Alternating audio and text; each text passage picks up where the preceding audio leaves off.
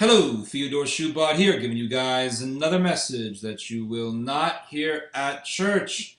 I guarantee that you look at the news, and what are they talking about? They're talking about the anti-Trump rallies that have been taking place in California and also in other states. And a lot of these rallies, you look at them, a lot of the people in these rallies are Hispanics. These are Hispanics who hate Donald Trump, and you see the rallies in the news, you see the video footage, and these people, they get violent at times. Chaos last night outside a Donald Trump rally in California. Hundreds of protesters took to the streets, some waving Mexican flags, bringing traffic to a standstill. This car was trapped by protesters. That's not cool, guys. Finally, the driver makes a getaway. Police showed up on horseback and in riot gear. Go back! Go back! Protesters scrawled foul language across squad cars. The crowd cheered when an effort was made to overturn this cop car. One driver did donuts. Look how close he came to the people on the street. Some Trump supporters found themselves getting knocked around. You all right, buddy? Nearly 20 people were arrested last night during the mayhem. We have to observe this, and we have to wonder, what is the media not telling us? Because the media, they're always giving you a half a truth. They're always going to give you the video and say that these people are angry. And we have to ask ourselves, what is the media not telling us? And what the media is not telling us about is the socialist narco mentality that has infected so much of Latin America. And I'm saying this as somebody who is the son of a woman who came from Mexico, of a Mexican immigrant. And so I used to live in Mexico. I lived there for over a year. And I've seen it. I've dealt with Hispanic people. Not all Mexicans are this way. Not all Hispanic people are this way. But so many of them are infected with this Che Guevara mentality.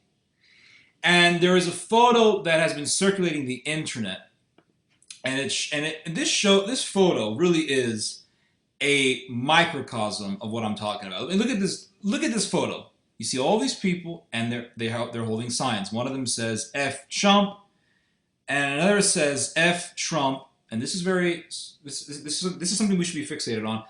Free El Chapo. Focus on that. Free El Chapo. Now, who is El Chapo?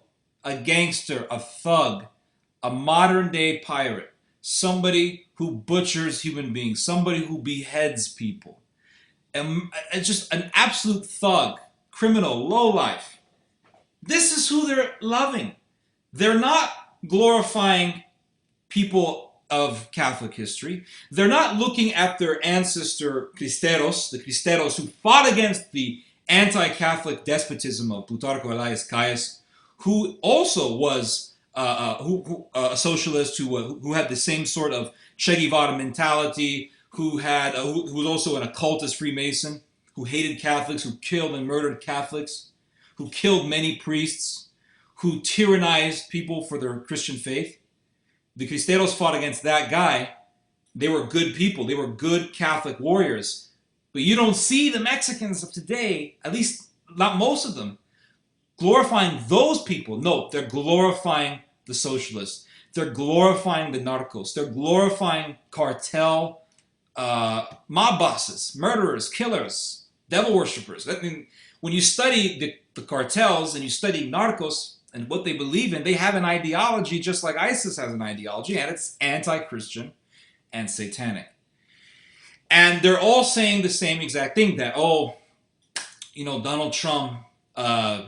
Donald Trump is racist against Mexicans, and he hates Hispanic people and all this stuff.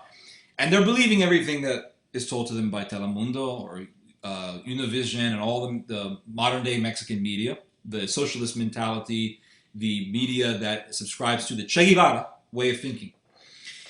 And just watch Mexican television. I've watched Mexican television many times. It's full of the most disgusting garbage you can imagine. Stupid stuff. You see some Mexican woman on top of a table dancing and lip-syncing to some squeaky voice music.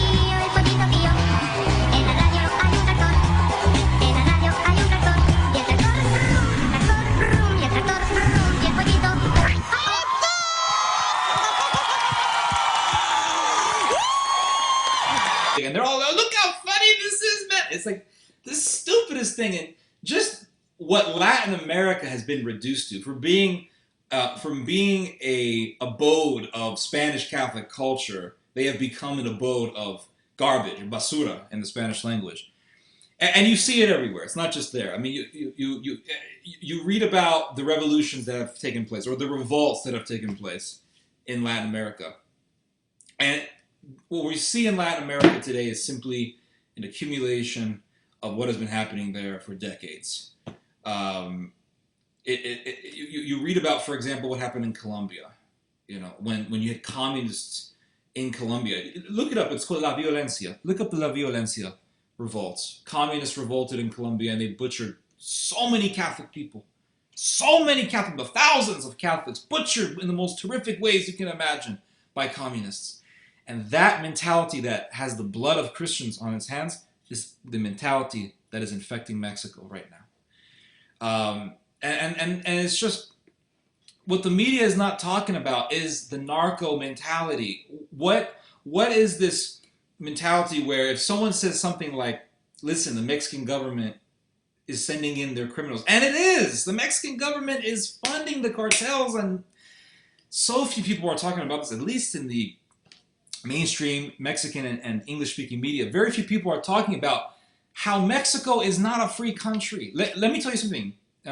Mexican people could be hearing this. I'm going to give you guys an education. If you don't know about this, you're going to learn about it today. You're not going to hear this in church, and you're not going to hear this on television. The Mexican government is not a free, or the Mexican country, the nation of Mexico, is not a free country. It is a narco state. It's a narco government. It is a nation that is ruled by the cartels. What the cartels want, they're going to get. And the dominant political party in Mexico is the PRI, which I believe stands for Partido Revolucionario Institucional, the party of the revolutionary institution, something like that. They dominate Mexican politics, and they have been dominating Mexican politics probably since the early mid-1920s, 1926, around that time. Plutarco Elias Calles was the founder of the PRI party, and he hated Catholicism. And he slaughtered Catholics. And a small number of righteous Catholic men rose up, got their guns, and they fought. And they killed those communist bastards. And they were better warriors than the government soldiers.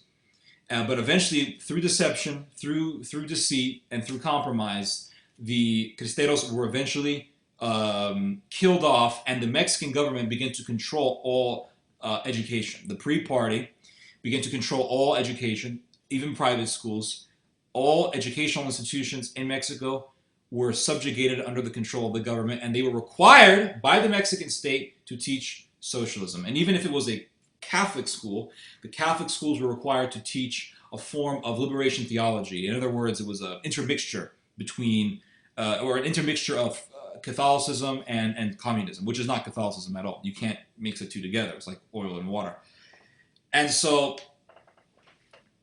ever since then, Mexico has been absolutely marinated in trash ways of thinking, low-class, low-life ways of thinking. And if you read about Latin America, you read about the communist influence there, and you read also about the nature of a lot of these rebels in Latin America, be it in Mexico, be it in Chile, be it in Argentina, full of people who just want to revolt. And they can never really give you a tangible, objective reason as to why they're revolted. They just want to revolt. Of course. Hey! Hold on, we're in a public park. Don't touch the camera, okay? They got in our face in a hurry. The group calling itself Occupy Sacramento, angry, they say, over what they call corporate greed. Clearly angry at us, too, the media. We were just out for an answer to a simple question. The focus of my story tonight is, why are they here? So why are you here? It's so annoying to have that in. Get rid of us. I'm here. Okay, if you want to be on TV, step up. If you don't, okay, well, I'm talking to her right now. Once the chaos died down, we kept asking the simple question, why are you here? What's your message? This is what the organizer of this entire event told us. Well, right now it's kind of vague. Anthony Bondi says Occupy Sacramento has what he calls a message team, working on the answer to why they're here. So as it stands right now, that message team will reveal that tomorrow morning. So you guys are in the process of forming the reasons why you're here. Exactly correct. Others told us they know why they're protesting. So tell me why you are here tonight. I'm here to support the people. Why else would I be out here? Tell me why you're here to support this organization, this group.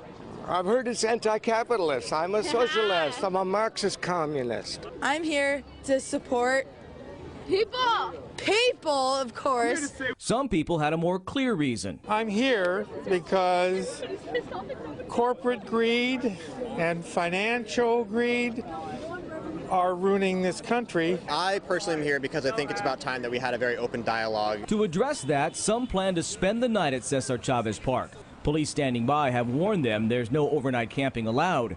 One young mother we talked with says she still plans to camp out with her baby. So let me ask you this, it's going to be pretty darn cold tonight. Aren't you concerned that it might be too cold for him to sleep outside? I brought some extra blankets with him. He'll be sleeping right here in the sling. The night ended as it began, but with tables turned, as protesters wanted to know why we were here.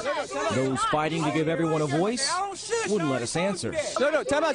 I'm here. Time out. I don't shush. I already told you that. Do you want to talk or you want to yell? 13, why are you here? Child 13, I'm here. Why are you here? Child 13! Hey, what are you doing here? Time out.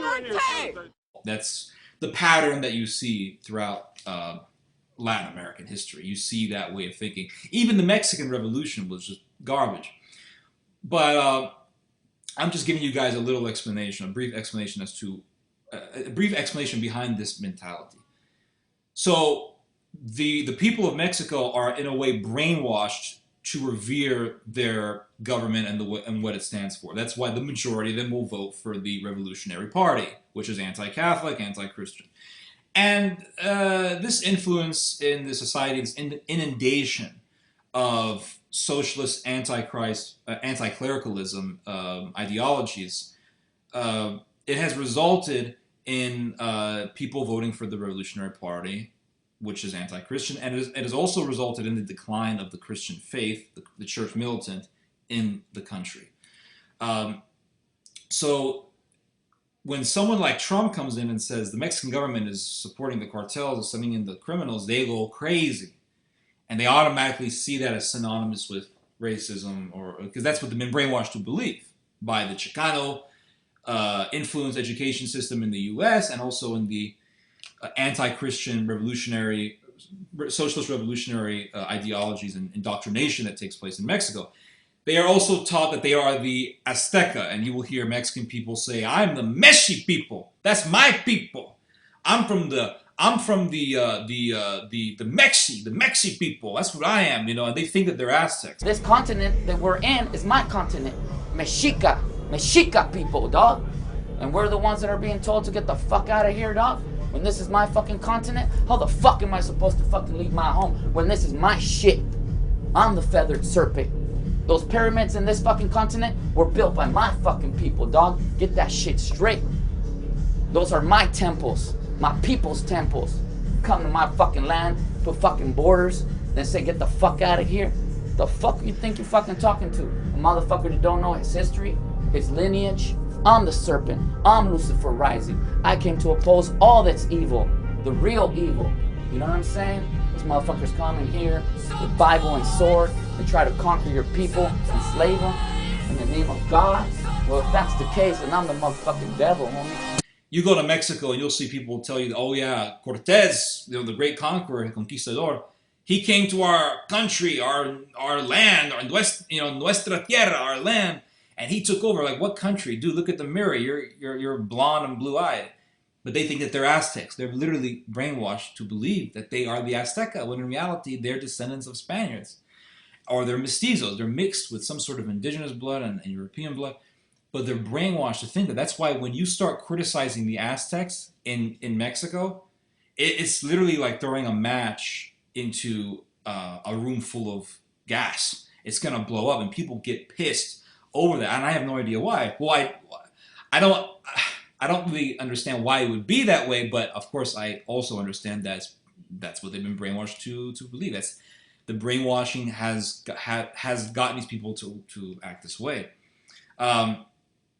And I remember, just to give you guys a story, I remember I met a girl recently, and she told me that we couldn't be friends anymore. And I said, "Well, why not?" And she said, "Well, because on Facebook you posted something that was Trump.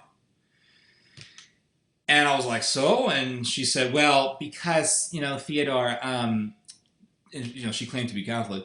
Jesus tells us to love, and God is love. And so for someone to say they want to build a wall, that's just not love. That's not love. And I told her, I said, listen, you do know that there's a wall between Mexico and Guatemala. And you do know that when Guatemalans manage to actually get across the border illegally, that they are cartels who kidnap them and force them into sex slavery, or they murder them and take their organs and make money by selling the organs in the organs trafficking underground market. And they've actually made millions by selling organs. The cartels have made millions. And they've actually found bodies scattered throughout the nation of Mexico, in Michoacan, in Jalisco, all throughout Mexico. They've seen bodies with no organs. And a lot of these victims were people who tried to get into Mexico, or they managed to get across the border from Guatemala or from other Central American countries. I said, you do know that, right? And there's a wall, and cartels kill people who get across the border and take their organs and make money off them. And the cartels don't even get thrown in prison because in the elitist Mexican mentality, they're just Guatemalans. I said, you do know that, right? And she said, God is love. She couldn't even intellectually respond to it. That's how brainwashed these people are. I'm telling you guys a story to give you guys an example how crazy, how brainwashed a lot of these people are. And that's why they react so violently when someone just criticizes the Mexican government. They're so brainwashed, they can't even criticize the Mexican government. They can only criticize Trump. They can only criticize people like myself, people who believe that there needs to be a border, who believe that there needs to be security, and who believe that the Mexican government is very evil and they're actually supporting cartels, narcos. As the U.S. government gives weapons to ISIS, the Mexican government, using weapons given to them by the U.S., will provide arms to the cartels, to the narcos. It's very true. And in Mexico, there is a narco culture because, like I said, Mexico is a narco state. It is a narco government in Spanish. And just searching around, you will see, going back to that photograph I was telling you guys about, the guy is saying free El Chapo. And a lot of Mexicans love the cartels. Millions of Mexicans love the cartels. There's over, I think, maybe around 120 million people living in Mexico. A lot of people there love the cartels. They protect the cartels, in fact. And if you look into Mexican culture today, well, it doesn't really have a culture, but if you look at the trends that have become very popular in Mexico, you will see that the music industry in Mexico and even the clothing industry in Mexico is marketing their clothes through popular images or popular cartel icons. So, for example, El Chapo is probably the most famous icon, if you will, to use the term in a very loose way, in the narco popularity, the atmosphere of narco popularity in Mexico. And look at this. Here's an article that came out, and it's talking about how Mexican drug lord El Chapo's shirt is now becoming a fashion trend in Mexico. Mexican drug lord El Chapo's shirts become must-have fashion and bizarre new trend. This is a report. And it says here, the revelation, the Hollywood star unwittingly led authorities to the world's most wanted man after agreeing to meet him for a magazine interview, has already made headlines around the world. And of course, I think this was the shirt that El Chapo wore when he was hanging out with Sean Penn. And that is another example as to how popular these cartel guys are. The fact that actors in America want to go meet them shows that there is indeed a trend in Mexico. And not only do you have people in Mexico wanting to emulate the clothes of the narcos, you also have a lot of women in Mexico wanting to marry cartels. And I remember watching a video that was filmed in Mexico in which they interviewed two young girls. I forget which state it was in, but they interviewed two young girls in Mexico. And they asked these girls, what are the young ladies wanting in a man nowadays? And both girls said, in Spanish, that the girls, the average girl in their area in Mexico, and of course this is how it is throughout the country now, they don't even want a normal guy. They just want a narco. They want somebody who's involved in the cartels. They think that that's great. And this is the absolute sickness that has hit women. I mean, this is the absolute sickness that women are exemplifying, exhibiting nowadays. It's so sick. But just to give you guys an example, here's an article that I got from Mexican media, and the headline is 40% of students in the state of Michoacan, they want courtship with narcos. They want to have affairs with cartel leaders, with murderers, people who behead people. They kill people. And the article was translated from Spanish into English, and it says here, 40% of female students in secondary education in Michoacan, they dream of having an affair with drug traffickers. And this was reported by Maria Luisa Calderon in an interview with the Mexican newspaper Milenio. And she said here, a shocking statistic reveals that 40% of girls in secondary education in Michoacan, they dream of having a romance with a drug dealer. This is what she says. I mean, it's sickening, and believe me, this is not sensationalism. It's probably a lot more than 40%, and this is how a lot of women are becoming. And there was actually a hitman. He was what they call in Mexico a sicario, a hitman, an assassin, and he was working for a big time cartel in Michoacan called the Templarios, Caballeros Templarios. And this psychopath, I'm actually looking up his name, I forgot his name, but he was very famous. He was probably the most famous sicario in all of Mexico, which is another evidence as to the popularity of narcos in Mexico. His name was Broly Banderas, that was his name. This freak of nature was an absolute psychopath. This guy murdered people in very brutal ways. He was an absolutely demonic criminal. And he was also a deviant. I remember reading an interview that he did in which he stated, because they were asking, why did you become a sicario? And the fact that they're giving these psychos interviews shows, again, how people in Mexico love cartels. And this is what the media is not telling you about why these Mexicans are so angry about Donald Trump, because they have this mentality. They love El Chapo, but they hate Donald Trump. It's like... But in this interview, this psychopath said that before he was a hitman working for the cartel, he was a loner. No woman wanted him. Nobody wanted him. No girl wanted him. No woman was interested in him. And then he says in the interview, right when I became a sicario, and I started becoming famous as a killer, he says girls from different towns were coming to me, different parts of the state of Michoacan, because this guy was living in Michoacan. They were coming to me to have sex with me.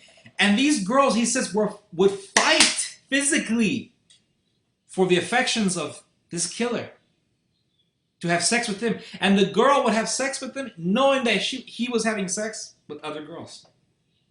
And this guy's a murderer. Beheads people, executes people for money, for a little amount of money.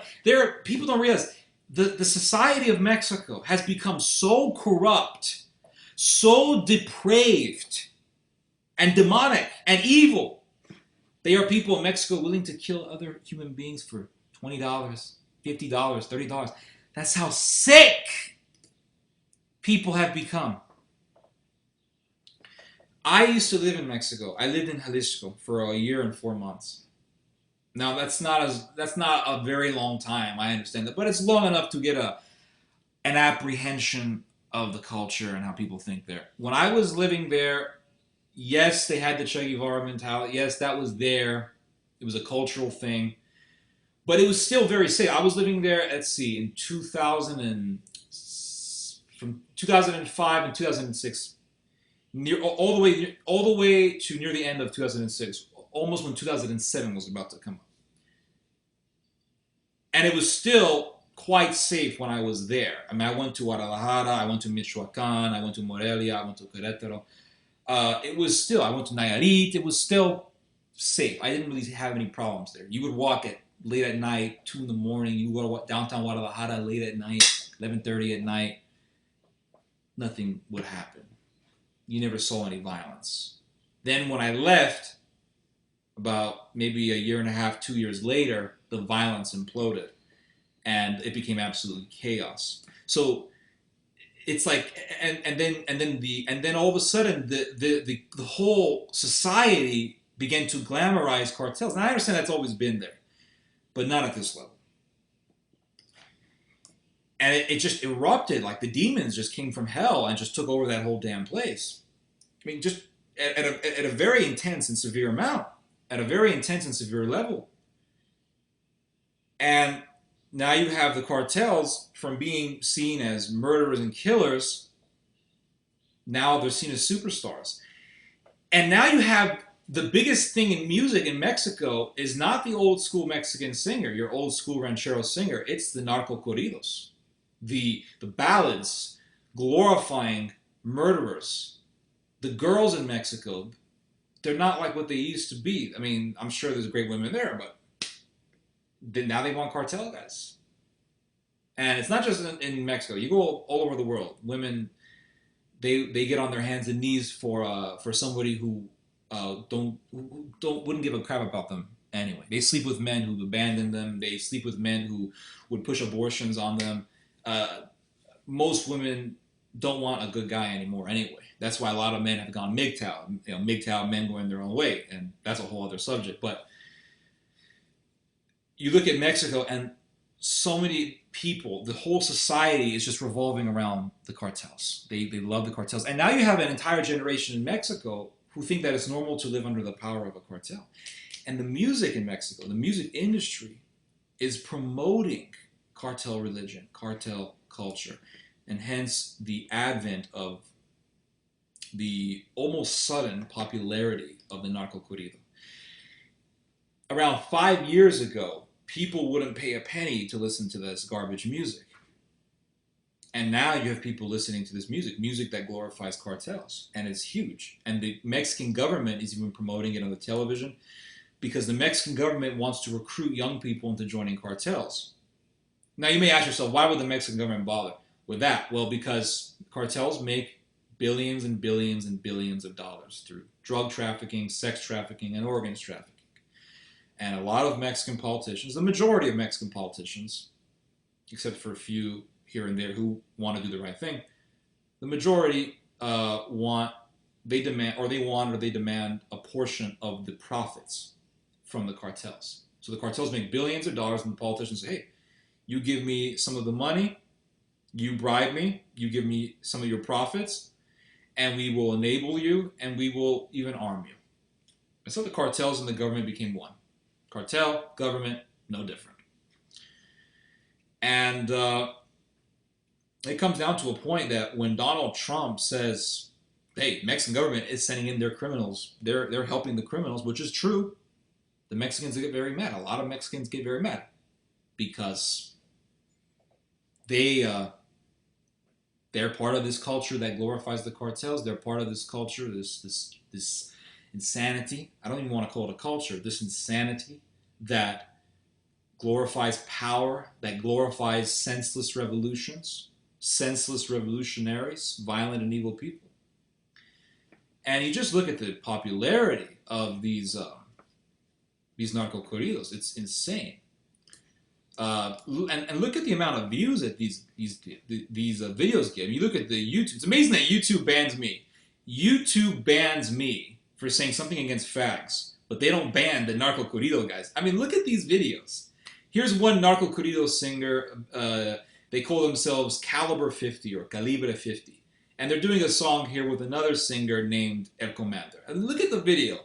112,961,887 views.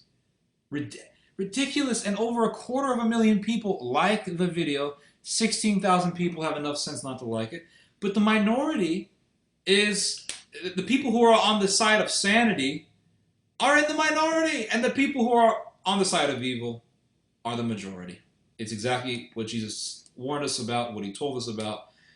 The road to destruction is narrow.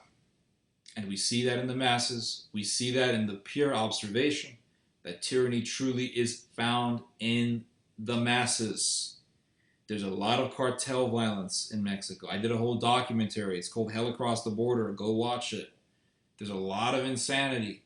There's a lot of cartel violence. But you know what? The cartel violence is enabled by the government, but ultimately by the people. Because look how popular these videos are. And they're all over the internet. I mean, you see them. Millions of views, these cartel videos. 35 million, over 35 million for this one. Some fat, ugly lowlife with some girl. This is what the society wants. This is what the women want. This is what the men want. They all want power. They all want power. And I'm going to give you guys some examples of this music. And this music, I mean, you just look at the videos. You don't even know, you don't even have to know exactly what they're saying. You don't have to understand Spanish. Just look at the video and you know that it's evil. Just to give you guys a general idea of what they're talking about, they're saying stuff like, we love to kill, we're bloody, somos sanguinarios, we're bloodthirsty people, we kill, we torture. And look at what they're promoting in the video. Look what they're showing in the video. Look what they're portraying. They're portraying the cartel life as one of power, women, guns. They're showing these videos to glorify the cartels, and the ultimate objective is to gain recruits. It's to gain recruits. They want young people because they know that young men, they see guns, they see power, they see women, and their flesh desires that. And that's what these videos do. That's how they market this evil. So I'm going to play you guys some clips of the narco corridos to give you guys a taste as to what type of music is spreading like wildfire in popularity in Mexico. Play the clips. Fue entrenado pa' matar, levantar, torturar con estilo y con clase. Patrocinó su carrera, sus gastos de escuela el señor comandante. Se graduó con excelencia en colegio de calle con título en mano. Desarrollé en mi cerebro, ahora ya son 20 y tantos, mi poder está creciendo. Los corridos, mi Cheyenne y una escuadra, la cintura de una plebe y el sabor de la lavada. Y este es el movimiento alterado, arremangado, sinaloense ya, con la pecherona bien puesta y con el tiro arriba, mi compa.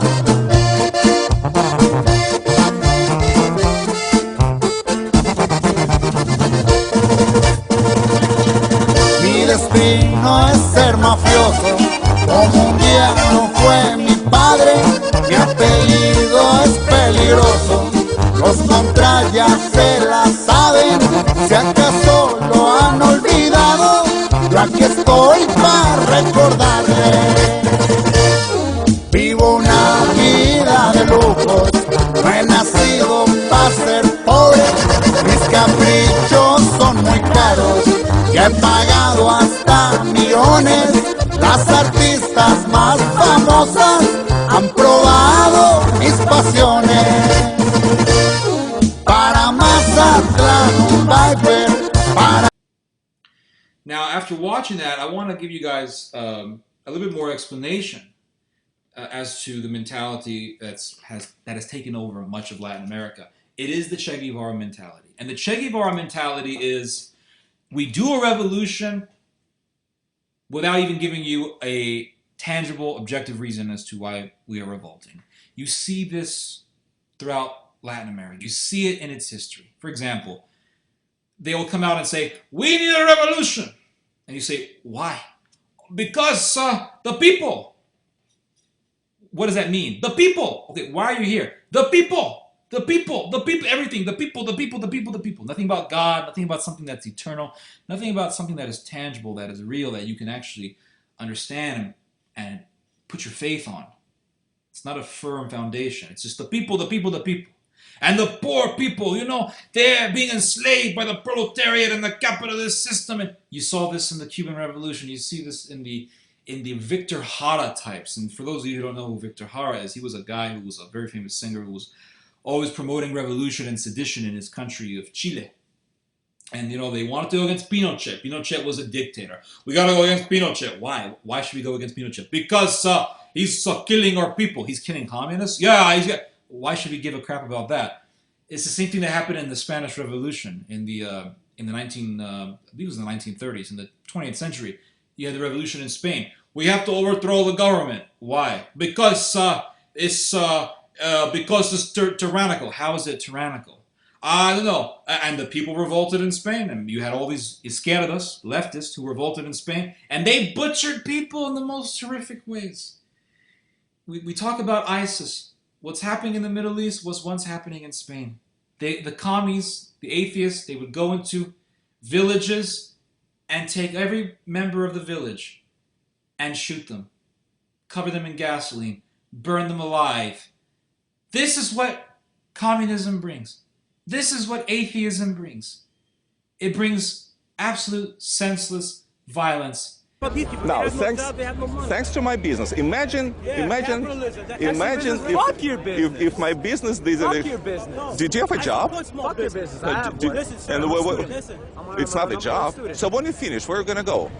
Well, when you finish college. I don't need to tell you when I'm gonna go work. What does that matter? Okay, let's say hypothetically someone goes to college. It'll be hard as fuck for me to find a job because of the way the capitalist economy operates, no matter what I go into. And in socialism, I finished college in the USSR. You did not live under socialism. Let me tell you that. 1959, socialism done in the U.S. So socialism, in other words, never existed, right? In the USSR? Ever, anywhere in the world. 1917 to when did Stalin die? Like 56, some shit. Well, say first of all, he died in 53. So by 59. So there was socialism. So from 1917, so the only place on earth that socialism ever existed is the Soviet Union, circa 1917 through 1953, because that's when actually Stalin died. Is that what? That was one camp of socialism. But it was socialist. That would fit your definition of socialism, right? So it will fit, and you are happy with what was happening in the USSR between 1917. We critique of it. That's what we're Maoists. We make a critique of it in order to improve socialism the next time it comes around and throws people like your ass into a labor camp. That's an interesting concept.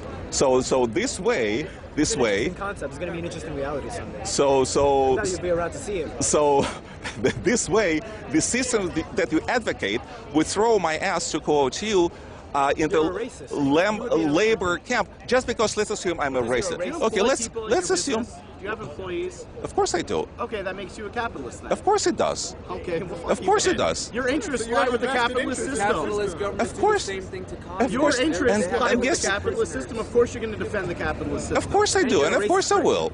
And because. Oh, you know what? Okay. In the name of some revolution, which people don't even know where it's going to go to. The direction of the revolution, they can't even tell you where it's going to go to. They can't even give you a tangible purpose as to why the revolution is there. They just want to revolt. Because he's in power. And thank God for Francisco Franco. He knew how to take care of bastards like leftists. He knew exactly what to do. And I like and admire Francisco Franco's mentality behind killing evil people. When you read in the scriptures, it says that the leader, the governor, the ruler does not hold the sword in vain. I mean, the ruler has the authority given to him by God to kill. And Francisco Franco would take the izquierdas, the leftists, and he would shoot them. And then he would burn their bodies. And then he would have a churro and a hot cup of milk chocolate afterwards. And there's a story, I remember hearing about in a documentary. It says that Franco took a bunch of his enemies, these izquierdas, leftists, had them all executed. Then he burned their bodies. And he was eating a churro with a cup of chocolate. And his friend came over, one of his comrades came over and said, "What are you doing?" He said, "Enjoying myself, eating a churro, drinking some chocolate." And the guy said, "What's this fire behind you?" He goes, "Oh, that's the izquierda. Those are the leftists, or at least what's left of them." He had the right mentality. You have to kill these people and to quote the scriptures, "Let not thine eye have pity." He had the right idea. And too bad that this didn't happen in Mexico. Too bad the Catholics did not control Mexico and wipe these bastards off, because Latin America would have been a lot better. It's too bad the Cristeros did not rule. And one of the biggest mistakes, if you ask me, what is the root cause of all this? One of the biggest mistakes that Mexico ever made was throwing the Spaniards out. Mexico would have been better off under Spain. And if you read about the history, there's a great book by a Mexican historian. His name is Jean Mayer. He's French, but he was born in Mexico. He wrote a great book called La Cristiada. And he says in this book that after the Spaniards gave Mexico independence, Nueva España, New Spain, its independence, communism, a few years later, communism, anti-clericalism, anti-Catholicism began to take over. And it began to sink its claws into the society and into the nation, began to take it over. But you just look into this mentality, it's like, okay, the leftists would go into a village. It's not just Spain, the same thing happened in Colombia. The communists would go into villages and just hack people with machetes. Go into churches, kill priests who did nothing to you. They did nothing to your cause or whatever. They were just Catholic priests. Never hurt you. Never did anything bad against you. You ask yourself, what is the reason? There is no reason. They themselves can't even explain it. They say, oh, it's for the communist cause, the communist cause. What cause? What is the purpose of it? We have to overthrow Perón. We have to overthrow the government. Why? Because they simply want to revolt, because they're satanic. They want chaos. They want disorder. And you saw the same garbage happen here. Well, not, at least there was no violence, but you saw it on the Occupy Wall Street movement. The same mentality. They didn't even really know why they were there. And you look at the Che Guevara types. The icon of the Latin American world is no longer Jesus Christ for the most part. It's Che Guevara. This is their Christ. This is their God. And instead of having Catholic icons, they have the icon of Che Guevara. And Che Guevara was a bastard, piece of garbage, not worth a penny, piece of evil, wicked man. He should have been shot, burned at the stake, whatever. Too bad. This is what happens when you have a secular society and you allow freedom of religion. You allow this wickedness to take over a society. But they wanted to overthrow Batista, who was the dictator of Cuba. And they said, we have to overthrow him. And you ask yourself, why? Why do you need to overthrow him? Oh, because we have to overthrow him. Because he's capitalist. Okay, but there's freedom of religion. Why get rid of that? Freedom of religion in Cuba. Freedom for the Catholic Church. There's capitalism. People have the right to open businesses and industry, tobacco industry, sugarcane industry. And what did the Fidel followers do? What did the revolutionaries do? Or at least what did they want to do? What they wanted to do, and this was one of the objectives of the revolution, this is at least what they said, was to take the workers and have them be the owners of the land that they worked. And the creed of communism is that the one who works the land is the one who owns it. And you ask yourself, how the hell does that make any sense? And this is what Che Guevara believed in, this is what Fidel Castro, this is what all these communist bastards believed in.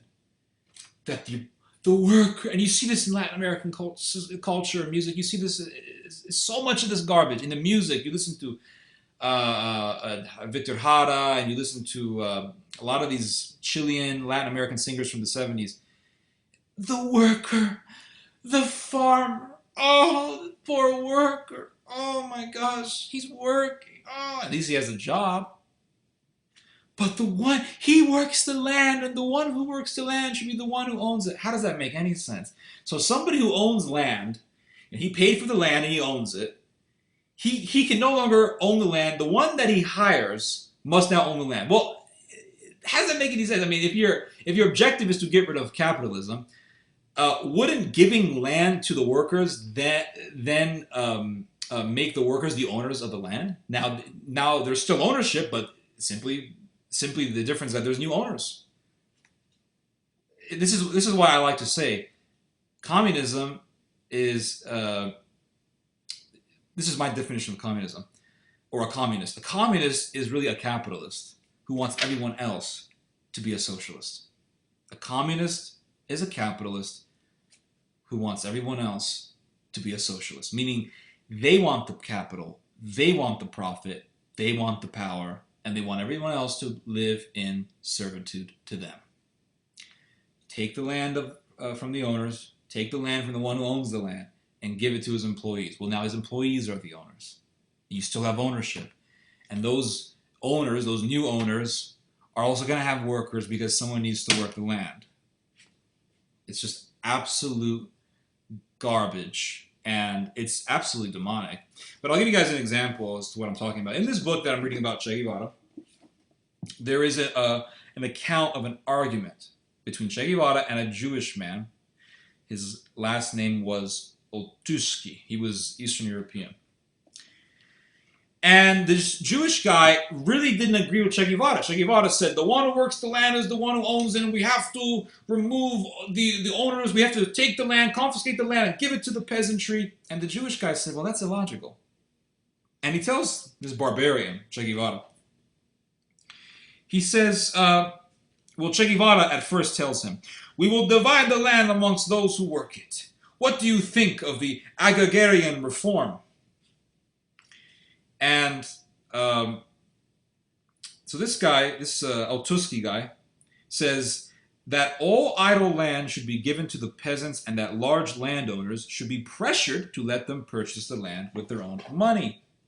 Then the land would be sold to the peasants at cost with payment terms and credits to produce. So basically what Oltuski is saying to Che Guevara is, no, we're not going to just steal the land from the owners, the landowners. We're going to push the landowners to sell it, and then we're going to have the peasants purchase the land with their own money, and thereby having the peasants actually appreciate the land because they would have paid for it at that point. And they say that Che Guevara was so upset at hearing this. I mean, it's a bullcrap policy, but nonetheless, it still has a little bit more sense as opposed to the insanity that Che Guevara is promoting, the thievery that he's promoting. And they say that the veins on Che Guevara's neck just popped out, were bulging because he was so angry at Oltuski for saying this. And Che Guevara said, the revolution must be carried out in a life and death struggle against imperialism from the very first moment. A true revolution cannot be disguised. And then another part of the book, it recounts Che Guevara as saying, no peasant disagrees with our thesis that the land belongs to those who work it, thereby reciting the creed of communism. The land belongs to those who work it. And it really is a satanic mentality. Satan was the first socialist. He was the first socialist. He started a revolution in heaven. And I am sure that when Satan was riling up the fallen angels to follow him, to go against God, to revolt against God, I'm sure he made up some pretty convincing arguments. He must have said things like, that God over there, he's ruling us. We're the ones who work here. We have to do what he tells us to do. He tells us what to do. We have to obey. What a load of garbage that is. This is not true. Heaven should have equality. We should have equal positions in heaven, not somebody over us. We want equality for all. Everyone should be equal here. And a lot of angels were convinced of this argument because I think that's what the devil was, the ideology that he's pushing on earth, he must have been pushing it in heaven. And of course, Satan doesn't want equality in heaven. He wants to be ruler of heaven. He wanted to overthrow God and take it over. And so he started a revolution. The communists will always try, not just the communists, Muslims do this, any evil person trying to start an evil revolution. They will use the people's mentality, the people's mentality of self-entitlement, that the world owes me something. They will use that to their advantage. They, you're right, the world does owe you something. Let's start a revolution. And they start a revolution. And the people who take power after the revolution will then rule over the people who help them. Same thing happened in the French Revolution.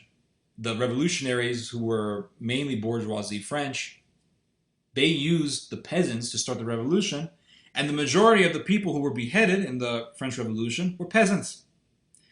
So the peasants think that they're going to have equality, they're going to have power. They do a revolution, a small group, usually the elite amongst them, the elite within them, the small group of elitists will take over, or there'll be one guy to take over, or there will be some sort of an oligarchy that will replace the regime, the pre-existing regime. They'll replace it, and then the new government, the new rulers, those new rulers will then rule over the rest of the people with much more severity, far more severity than the people who were ruling before. Prior to the revolution, we saw this in Egypt, where the Muslim Brotherhood took over. As soon as they took over, they were already talking about persecuting Christians, killing people who were listening to un-Islamic music. The same thing is happening in Libya. You had Gaddafi being overthrown, and now the poor black people in Libya who were protected under Gaddafi are now being slaughtered, and there's actually racist, anti-African or anti-black genocide taking place in Libya. Of course, the Black Lives Matter people don't talk about that. So the same thing with the Black Lives Matter movement. Those black people who are trying to start a revolution in America, believe me, if they took power, they would be just like Idi Amin. They would kill their own people. And the blacks who would help them in their revolution, let's say the revolution would happen, which is not going to happen, let's say it did happen, the blacks who would actually help in the revolution would end up being the biggest victims of the revolution.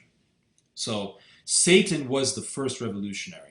And that is why I think that the people who want revolution, they can never really give you a tangible reason as to where the revolution is going to. Because they are satanic. They can't explain that what's influencing them is the dark powers that are going against the righteous, the light, in the war between dark and light, in the war between the spiritual, eternal war between good and evil. They can't explain it. But they are being controlled, they're being influenced by satanic forces. And the satanic forces wanted a revolution in heaven, but because they failed, they want to start the revolution on earth, and they want to rule over the earth. They don't want God to rule over the earth. They don't want God. The scripture says that the earth is God's footstool. They don't want that. They want to rule everything. So because they lost in heaven, they want to rule everything on earth. So they're going to bring that socialist mentality, that evil revolutionary mentality, to earth. So these people like Che Guevara, or like the communists in La Violencia, or like the Muslims in the Middle East, they're wanting revolution, but they can't even tell you, well, yeah, we're doing it because the government has done this, this, and that, and we want to have a government that's going to be this, this, and that. They can't really give you something that you can be comfortable with. With the Muslims, it's, oh, we're going to have a Sharia law state. And then when they have a Sharia law state, it's absolute chaos, and it ends up like Mogadishu. With the communists, it's, oh, we're going to have progress. And then when they take power, they'll keep talking about progress, and there is no progress. It's just firing squads and killing. And they're killing each other. The communists will begin to kill each other for power. You saw this in the French Revolution, when the revolutionaries were killing each other after the revolution. And even the son of Che Guevara has stated that the revolution went nowhere in Cuba, and that when he was growing up, well, he's still in Cuba, but when he was growing up in public education under a revolutionary government in Cuba, they would say, oh, we're going to have progress, and you would ask yourself, progress towards what? He actually recounted this and actually said this in an interview. The son of Che Guevara knows that this stuff is bullcrap. I remember when we were at school, every year we have to say, this is the year of industrialization. This is the year for agriculture. This is the year of whatever. And then slowly it became year 30th of the revolution, year 31st. It was like a clock moving nowhere. Satan wants to overturn, he wants to overthrow the natural order that God placed on earth. He wants to revolt against the natural order. This is what homosexuality is. Homosexuality is another form of satanic revolution. Satanic revolution against the natural order. And there's some interesting things, interesting observations that you can make in regards to this. For example, the bathroom bill that everyone's talking about. What no one is saying about the bathroom bill is a satanic revolt. It is a continuation of the revolution in heaven, but it's taking place on earth, and it's manifesting itself through the homosexual agenda. And they're revolting against the natural order. Now, why do they want to take a bathroom? Well, in any public facility where there are public bathrooms, the most private place is the bathroom. That is the most private place. That's the only place you're going to go to in a public institution, in a public spot, public place, business, or whatever. And you're going to do your business. And it's a very private thing. It's the most private spot.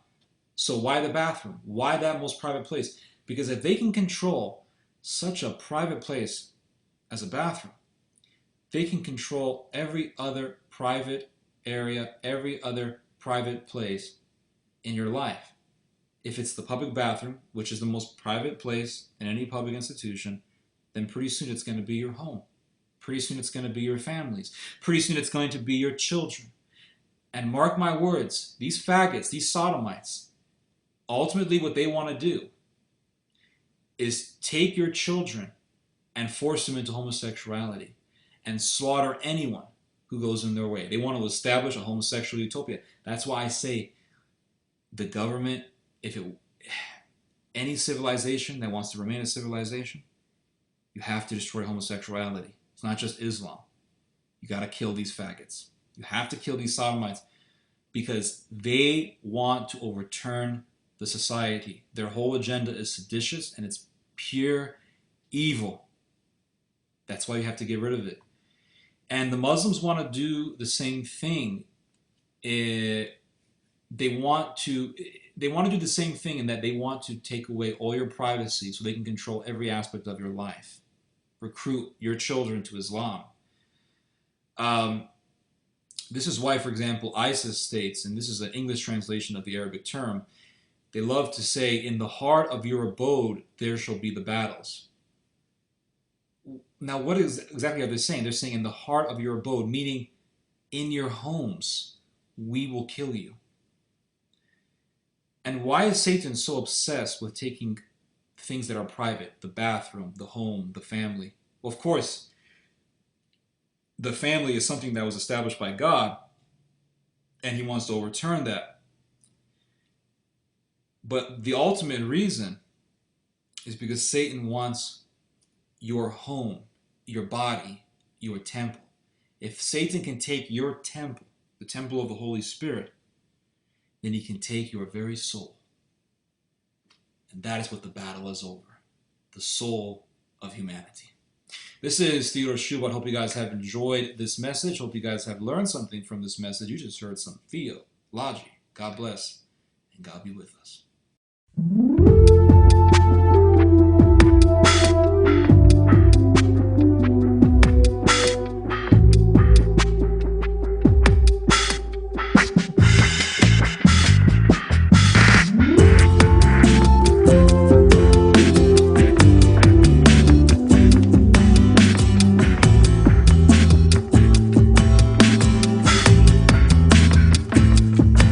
Έχω γεμίσει το δωμάτιο με παλιές φωτογραφίες από εκείνες τις αργίες, πρωτομαγιές, γιορτές, ταξίδια, εκδρομές, φίλος τα γέλια μας, τα όνειρα, οι ιστορίες.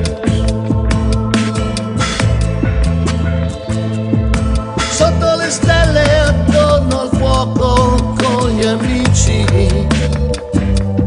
bere e fumare finché faceva chiaro e ridevamo spensierati e felici, così uniti insieme giù al faro.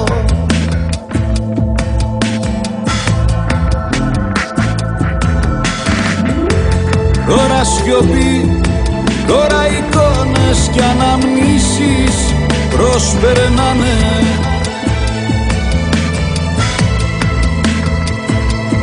Τόσα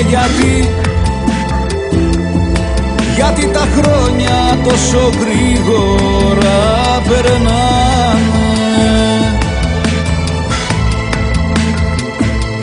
Κάκη εποχή κι όλο κολλάμε σε όσα δεν γουστάρω.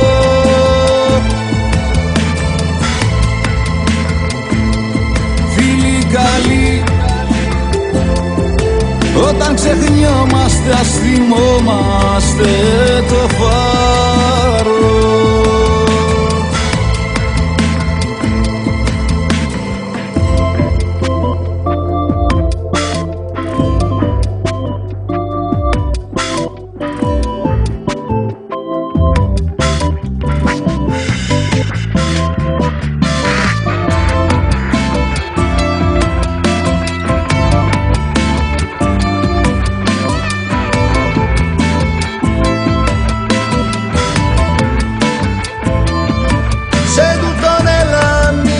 Stanza guardo le fotografie, sapori e nostalgie e vedo scorrere il tempo come se fosse un frammento di poesie.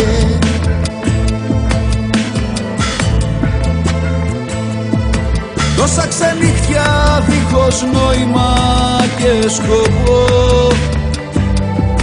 σε κάποιο σπίτι φιλικό ποτό τσιγάρο, μας βρήκε κάποτε κοινό το πρωινό,